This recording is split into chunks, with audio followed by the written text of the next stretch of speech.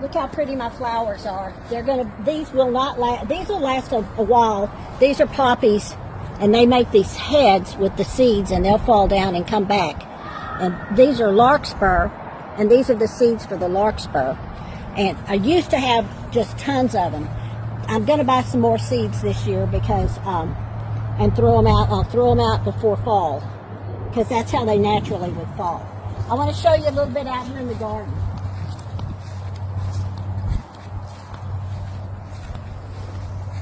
I think Amy can show you these from way back. Look how pretty these are. This is the one I told you that was called a red snapper was the variety. And look here. I've got one of those worms that I cannot find. I have looked everywhere for it. And I even came out last night, and I came out this morning and couldn't find it. But here, let me show you this. It's been eating on the potatoes too.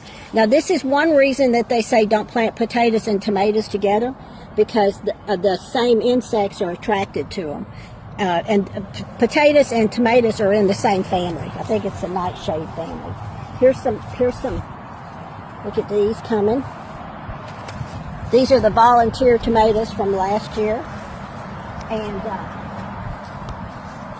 the deal is trying to go to make heads, but a lot of it has passed away. It's the only way I can say it. This is the sweet potato, and Amy, go around over here so we can.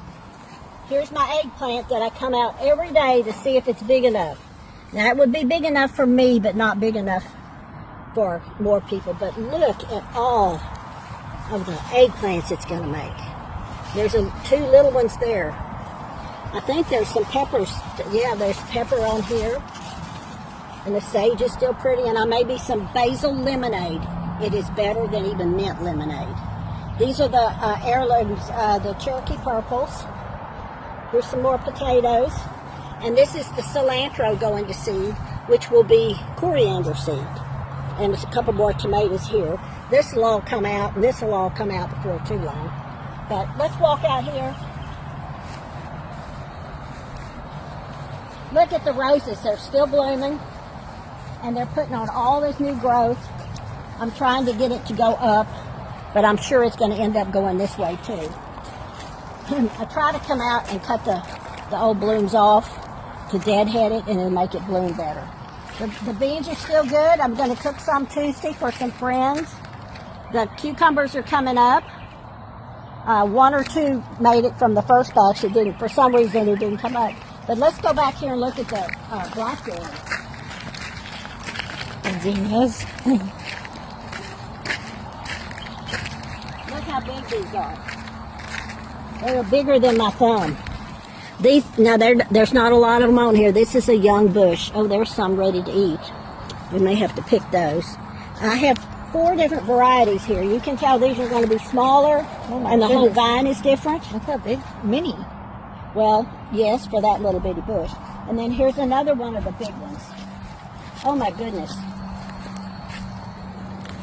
Look at that. Isn't that wonderful? I will tell you this.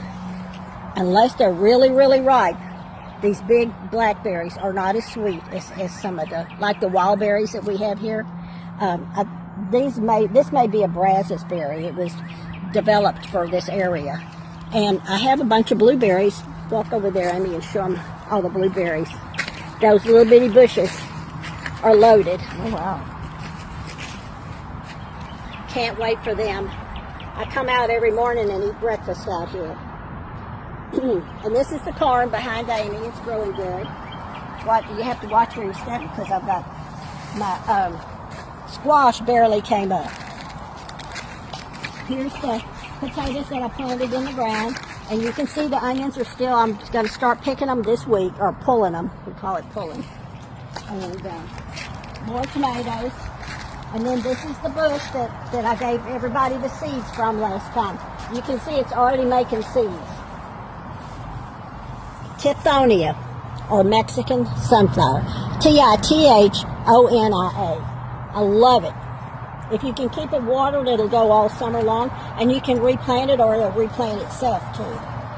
So that's what's going on out here. I hope you're having a wonderful weekend with rain.